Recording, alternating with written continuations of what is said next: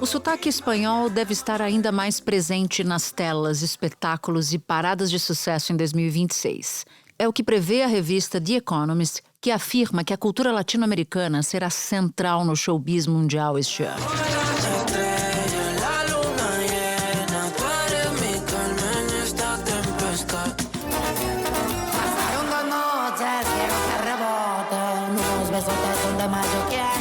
Dos subúrbios às grandes capitais do mundo, artistas como Bad Bunny arrastam multidões que sequer falam espanhol. Bad Bunny.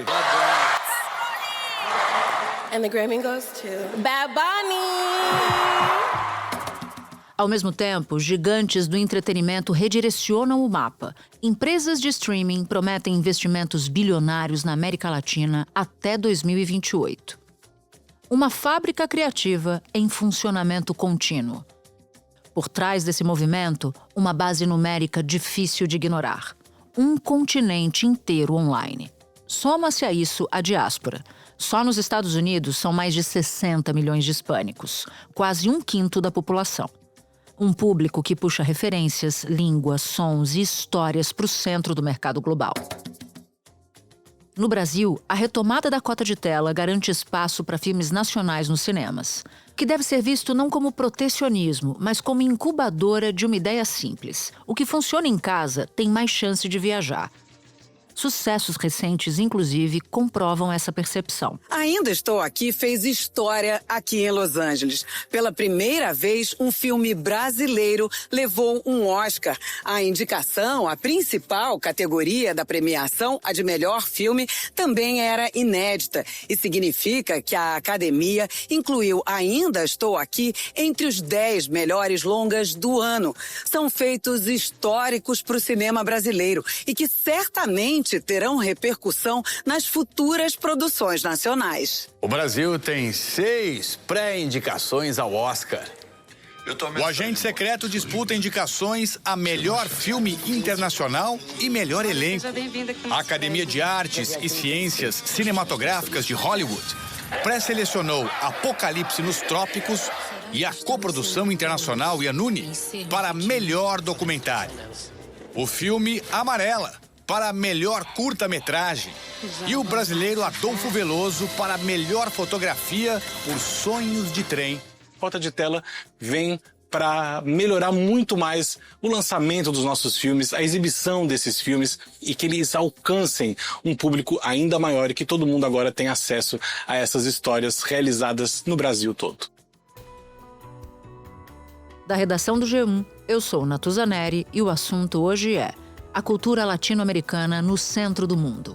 Neste episódio, eu converso com Carol Prado, repórter do G1, e com Isabela Boscov, jornalista e crítica de cinema. Sexta-feira, 9 de janeiro. Carol, em 2025, a América Latina bombou no cinema e na música. Talvez tenha sido o nosso melhor desempenho, não sei, em termos globais. Com você eu quero focar na música. O que fez a produção cultural latina ter tanto sucesso no ano de 2025? Falando especificamente de música, Natuza, a gente tem um movimento que já vem ali desde meados dos anos 2010, né? A gente teve um movimento muito forte do reggaeton como influência da música pop, influenciando nomes gigantes, né, desse mercado, Justin Bieber, Drake, Ed Sheeran. Todo mundo lembra de Despacito, né, que foi um grande fenômeno do reggaeton. Todo mundo dançou, dancei muito. Despacito, quero respirar tu cuello despacito, deja que te diga cosas al oído, para que te acuerdes si no estás comigo. E Despacito ganhou muitos plays, né? Muita audição com uma versão remix do Justin Bieber. Então, até aquele momento ali, a música latina era vista muito nesse lugar, assim, de influência ou de parceria, né? Algo visto como regional, até um pouco exótico. E aí, no pós-pandemia, quando a gente chega em 2020, 2021, 2022... a música latina começa a ser vista como um grande player, né? Algo que pode competir, digamos assim, com o pop americano. Em 2020, o Bad Bunny lançou o Yo Hago Lo Que Me Da La Gana, álbum mais ouvido daquele ano, né, do mundo em 2020.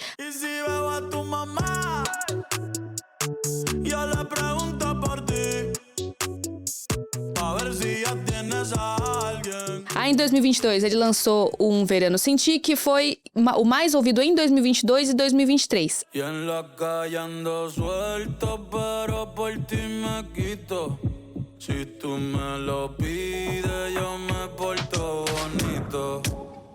Aí a coisa já estava feita, assim, a gente já sabia que a música latina estava chegando no topo, né? Paralelamente a isso, a gente tem o mexicano Peso Pluma também, que começou a crescer, em 2023 chegou a ser o artista mais ouvido do mundo.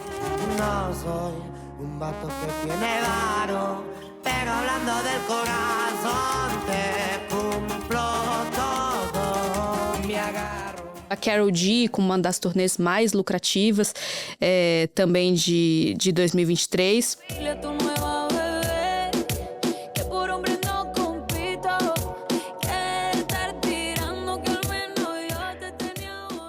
E aí isso vem muito da busca pela autenticidade, né? Antes, a música pop, ela buscava muito ser universal. Hoje, ela parte do regional para construir algo que tenha força global. Né? A gente está vendo em as plataformas de streaming dão muitas opções do que ouvir, né? Do que assistir, do que ler.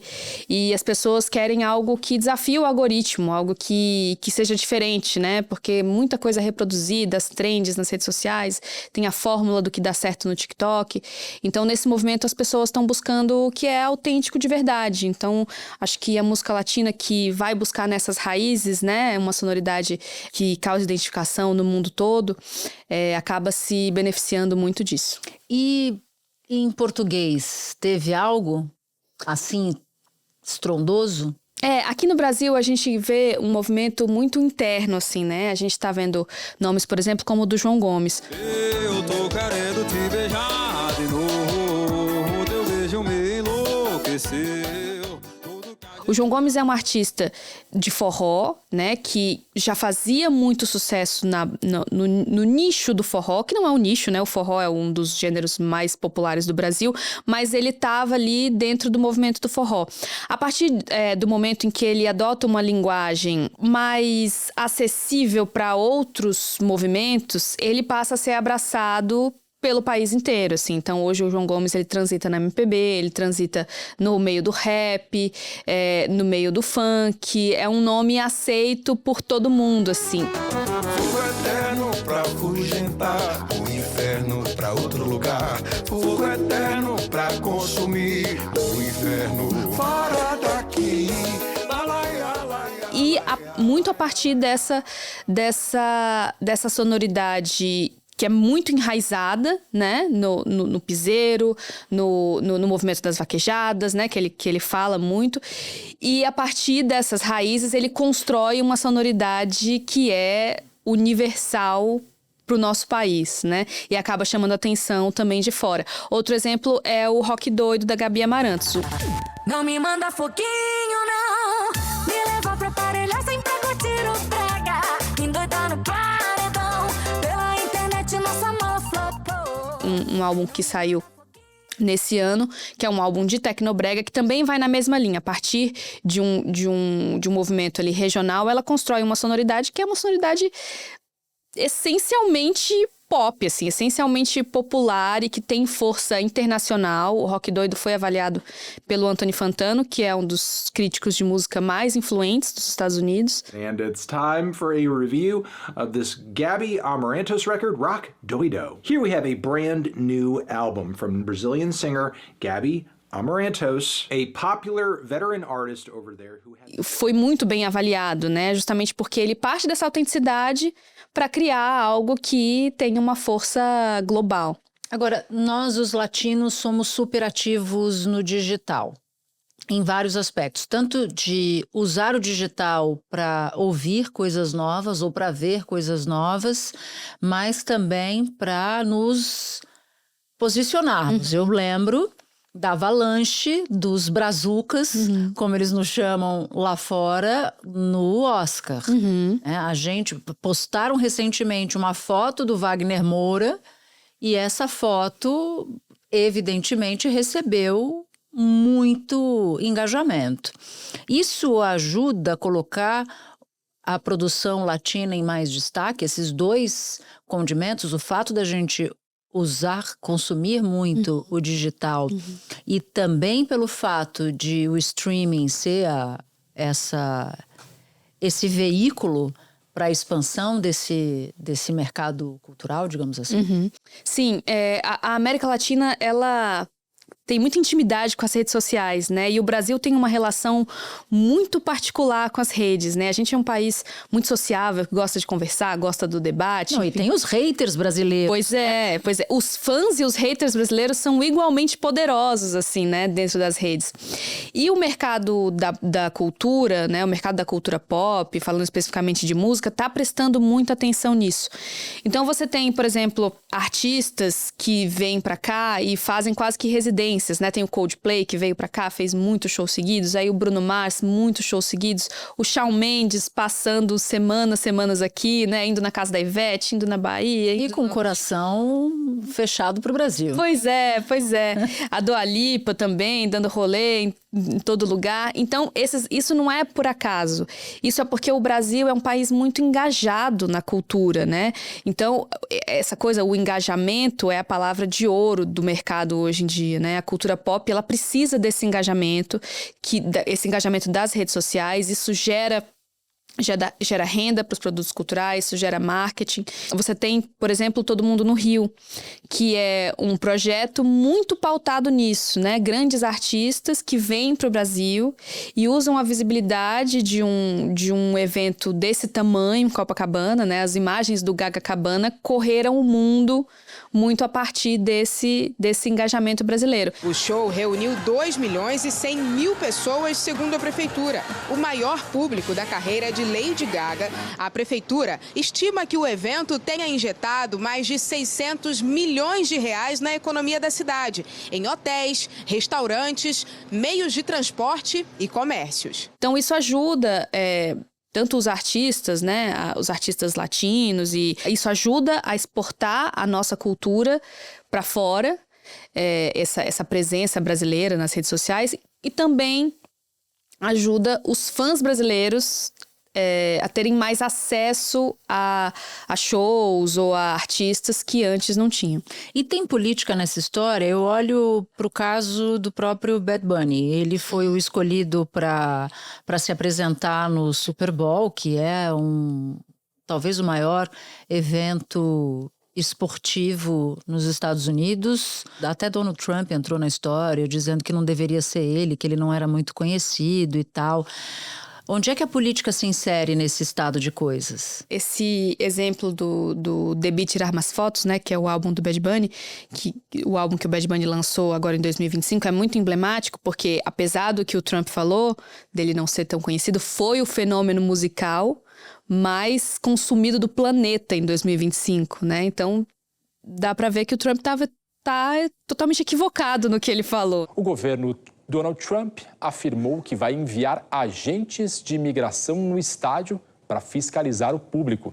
A informação foi dada por um assessor do Departamento de Segurança Interna, que chamou a escolha do cantor de uma vergonha e disse que Bad Bunny é alguém que parece odiar os Estados Unidos. A escolha de um artista que canta principalmente em espanhol deixou muitos integrantes do movimento MAGA irritados. Eles defendem que a escolha vai contra os valores americanos. O que é irônico, considerando que Porto Rico faz parte dos Estados Unidos. A ilha no Caribe é um território não incorporado americano. E o conceito desse álbum, o Debí Tirar Más Fotos, é muito bem amarrado e muito bem encaixado no momento político que os latinos estão vivendo nos Estados Unidos, né? Que é o movimento anti-imigração, né? Exatamente. O que é esse álbum? Ele é uma carta de amor a Porto Rico, que é um território dos Estados Unidos, né?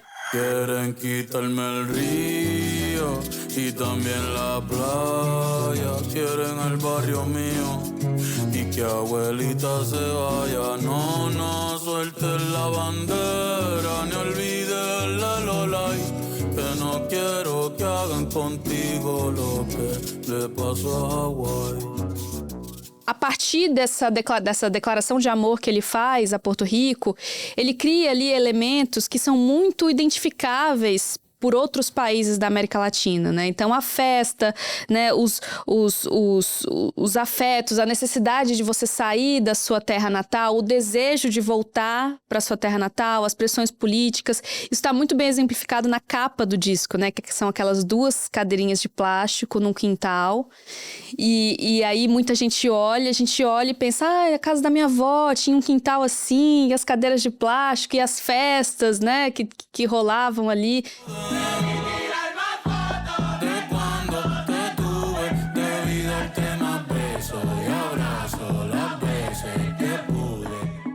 E esse sentimento de unidade, assim, né? Essa sensação, eu mesma, sempre que eu ouço essa música, eu lembro de Salvador, a minha terra, onde eu cresci. E aí me emociona muito, porque eu também tive que sair de lá. E aí eu fico pensando aquele sentimento de nostalgia. Então, esses símbolos afetivos, assim, criaram esse sentimento muito forte de unidade, assim, entre os latinos, né? Que nesse contexto político de embate com o governo americano acabou ganhando uma força política muito grande. Isso não está só nas músicas e na identidade visual do disco, mas está também na forma como ele foi trabalhado depois. O Bad Bunny anunciou uma turnê mundial, né, com uma residência muito grande em Porto Rico e shows pelo mundo inteiro, mas não foi anunciado nenhum show nos Estados Unidos. E muito se falou, né, ele mesmo deu a entender em entrevistas que o motivo é que ele não queria criar uma aglomeração de latinos, né, ali no show dele, que pudessem ser capturados pelos ICE. Exatamente, que pudesse oferecer algum risco para aquelas pessoas, né? Então, o único show que ele vai fazer nos Estados Unidos é o show do Super Bowl, um show totalmente controlado, né? Eu acho que isso também acaba criando um símbolo político muito forte, né? Bom, e é importante falar aqui que na quarta-feira, dia 7 de janeiro, um agente do ICE, que é justamente a Agência de Controle de Imigração dos Estados Unidos, atirou e matou uma mulher que estava dirigindo um carro na cidade de Minneapolis. E o que a gente sabe até aqui é que ela era americana e tinha 37 anos. Depois dessa ação, tanto o presidente Donald Trump quanto o vice-presidente J.D. Vance expressaram apoio aos agentes do ICE. Agora, pra gente, né, é um desafio. A gente falava, eu te perguntei no começo se havia algum artista em língua portuguesa que tivesse quebrado tudo, né, em termos de sucesso, a exemplo do que fez o Bad Bunny. Mas embora nós sejamos latino-americanos, nós falamos uma língua que a América Latina não fala, que é o português. Isso pode ser considerado uma barreira em muitos aspectos. E aí, como é que a gente está nessa história? Como é que a música brasileira eventualmente pode influenciar esse grande movimento global de ascensão da música latino-americana? A música do Brasil é muito respeitada mundo afora, né? O Brasil é visto como sinônimo de música boa por muitas pessoas no mundo, mas isso é sempre associado a movimentos do passado, principalmente a bossa nova. Então você tem, por exemplo, a Billie Eilish, que ele já gravou uma bossa nova, o próprio Bad Bunny já sampleou Garota de Ipanema, e esse movimento latino que tá rolando agora, ele é muito forte com artistas atuais, artistas jovens, e recuperando raízes do passado, né, e criando a sua própria identidade sonora. No Brasil é um pouco diferente. Eu acho que a bossa nova não é tão vista por artistas mais jovens quanto é fora do Brasil, né? Ela não é... Quando você pensa em artistas do pop atual, né? A Marina Sena ou a própria Anitta, você pensa muito mais numa relação com a Tropicália do que com a bossa nova. Mas fora do Brasil, a bossa nova é muito mais vista. Só que aí... Paralelamente a isso também, você tem movimentos como o da Gabi Amarantos, que eu acabei de falar, que é o Rock Doido, que aí pega um movimento regional, um movimento que tem uma cultura muito consolidada, né, no Pará, e aí a partir disso ela vai criar uma sonoridade que vai começar a chamar a atenção fora do país. Qual seria o estrelato possível para o Brasil neste momento, já que você fala que você enxerga algo que está começando a se desenvolver? Onde é que a gente pode chegar no curto prazo?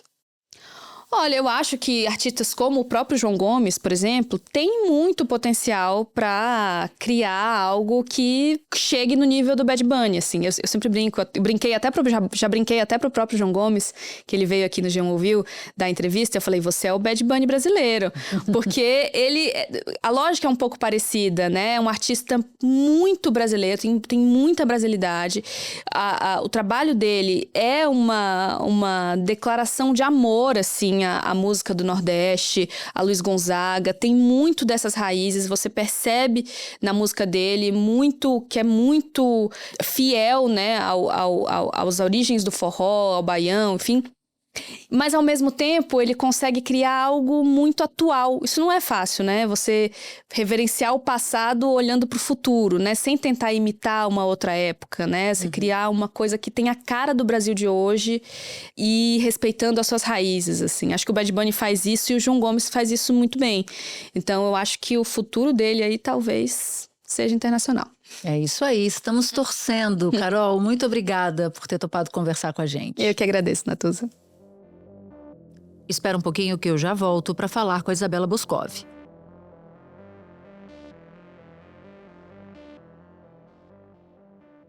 Isabela, eu conversava com a Carol Prado sobre esse boom cultural da música latina. Com você, eu quero focar em outro boom, o do cinema, que muito nos deu alegria. Que momento deve ser o do cinema brasileiro em 2026?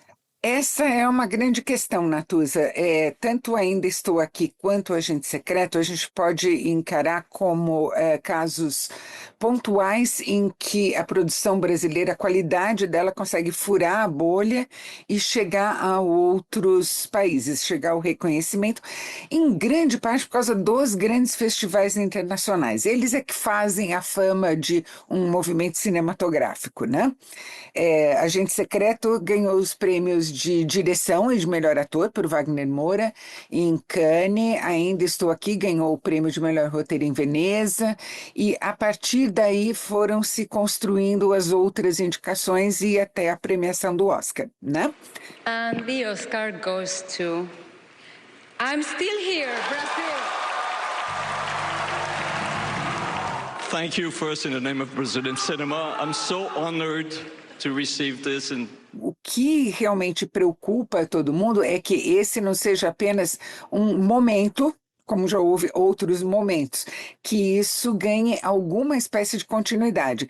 E aí é que entra a grande questão, a política de Estado. Pois é. E aí, olhando um pouco para isso, também para isso, na verdade, a revista The Economist fala em uma espécie de renascimento da cultura latina e cita legislações, incentivos locais, como a gente tem aqui no Brasil, né? O Brasil acaba sendo exemplo para o mundo.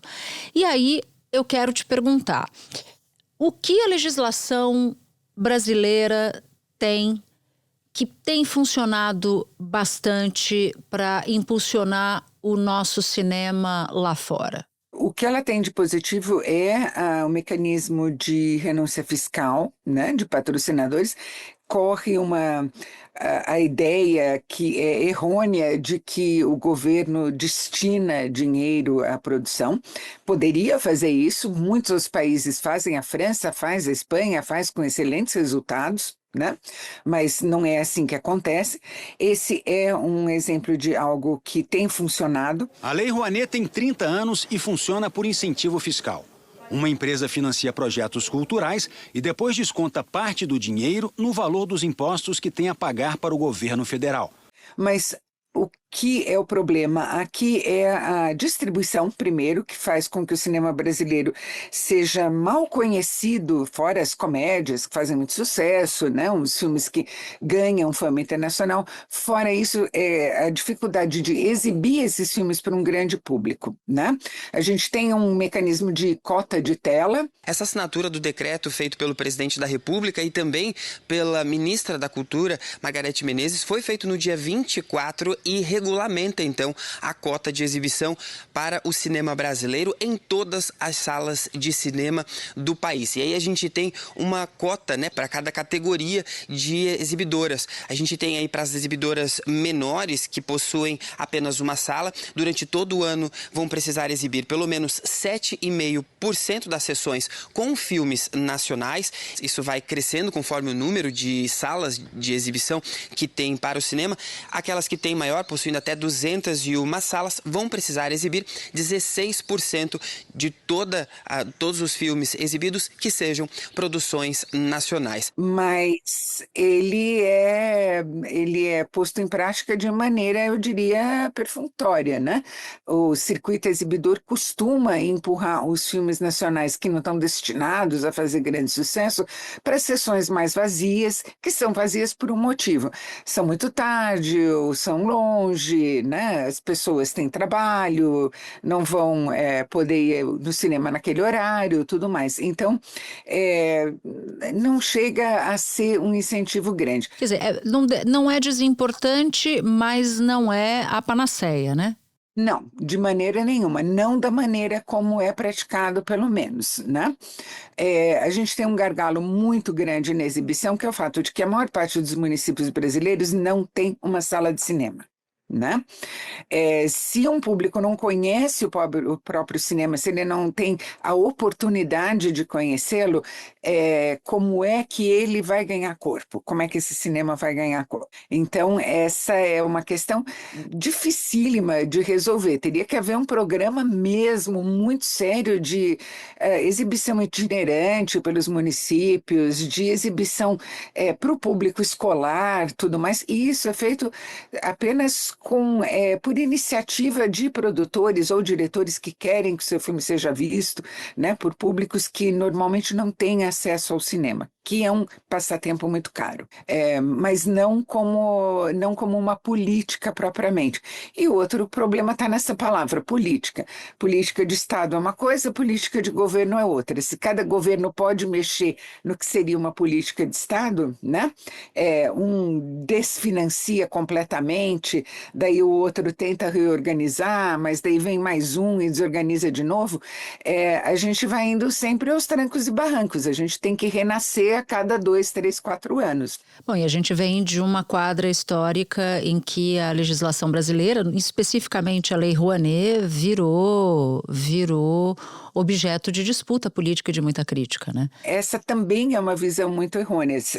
A produção cultural gera emprego, gera renda, gera reconhecimento no exterior, ou seja, ela atrai turismo, ela atrai investimento, ela atrai interesse, ela é um setor muito estratégico de uma economia, coisas que países como os Estados Unidos, que subsidiam muito fortemente o próprio cinema por meio de abatimento fiscal, reconhecem. Países como a Coreia do Sul, que tem um programa fortíssimo de incentivo à produção cultural, né? Esses países reconhecem que esse é um setor estratégico. E aqui a gente fica debatendo se deveria ou não, entendeu? Sempre foi considerado um setor estratégico.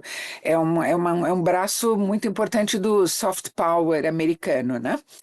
Exportar conceitos, ideologia, modo de vida, né? Aspirações. Então, desde muito sempre, os estudos americanos têm condições fiscais muito, muito, muito colher de chá. E tem, além disso, estados que incentivam de maneira, com incentivo fiscal, com abatimento fiscal, de maneira muito forte a produção. Por exemplo, a Geórgia, que hoje concentra muita produção americana, porque oferece incentivos fiscais muito grandes. O Novo México também faz isso, né? Então, são mecanismos que não chega a mexer no dinheiro público, mas é assim, você paga um pouco menos de imposto. Entendi. Agora, e os streamings? Qual é o papel dos streamings nessa disseminação da produção cinematográfica brasileira, né? Como são as formas de se consumir cinema hoje como trampolim para essa ampliação de mercado mesmo? Os streamings costumam financiar aquilo que vai dar muita visualização na plataforma, né? Eventualmente tem projetos que são projetos de ambição mais artística, tudo mais, até por uma questão de prestígio da plataforma. Por exemplo, a Netflix investiu muito na produção colombiana, uma produção, aliás, esmeradíssima, muito apurada, de uma adaptação em forma de minissérie em 2 partes, de 100 Anos de Solidão, do Gabriel Garcia Marques, né? Não necessariamente eles vão sempre investir na ambição artística, eles vão produzir aquilo que vai dar muita audiência. Nem sempre isso é o que traz projeção para uma cinematografia. Por outro lado, tem esse papel muito importante de num país com um circuito exibidor tão falho, tão pouco capilarizado como o brasileiro, de levar essa produção a quem não tem acesso à sala de cinema. Nesse sentido, é muito importante também. Também é interessante, lógico, ter mais um espaço de produção. Para um cinema estourar, como o cinema iraniano estourou nos anos 90, como o cinema mexicano estourou no início dos anos 2000, o absolutamente essencial são os festivais. Né? Tem que ter presença em festival. Por isso que é muito positivo o que aconteceu com Ainda Estou Aqui e o que está acontecendo com o Agente Secreto também. É um recorde para um filme brasileiro. Isso aqui é difícil ao fim. 3 indicações ao Globo de Ouro. O Agente Secreto vai concorrer nas categorias de melhor filme de drama e melhor filme de língua não inglesa. E Wagner Moura é o primeiro brasileiro indicado como melhor ator em filme de drama. A presença em festival, é isso que leva a um circuito maior no mundo. Né? É aí que se chama a atenção da produção internacional, da exibição internacional, do investimento. Para isso acontecer, precisa ter dinheiro para aumentar para garantir, melhor dizendo, essa presença da produção brasileira lá fora. Isabela, sempre bom te ouvir aqui no assunto. A gente tinha falado da última vez, antes do Oscar, ou seja, você é pé quente. Tô querendo trazer você algumas vezes antes do próximo. Um beijo. Eu espero que a gente tenha muitos motivos ainda até março, Natuza, para conversar sobre isso. Teremos. Um beijo grande. Um beijo grande, muito obrigada. Se você ouviu o episódio até aqui, eu vou te fazer um convite. Baixar o aplicativo do G1 no seu celular. Por lá, você pode ouvir o assunto, claro, e pode também acompanhar todas as notícias do dia em tempo real e de graça. Este foi o Assunto, podcast diário disponível no G1, no YouTube ou na sua plataforma de áudio preferida. Comigo na equipe do Assunto estão Mônica Mariotti, Amanda Polato, Sara Rezende, Luiz Felipe Silva, Thiago Kazuroski e Carlos Catelan. Eu sou Natuza Neri, fico por aqui. Até o próximo assunto.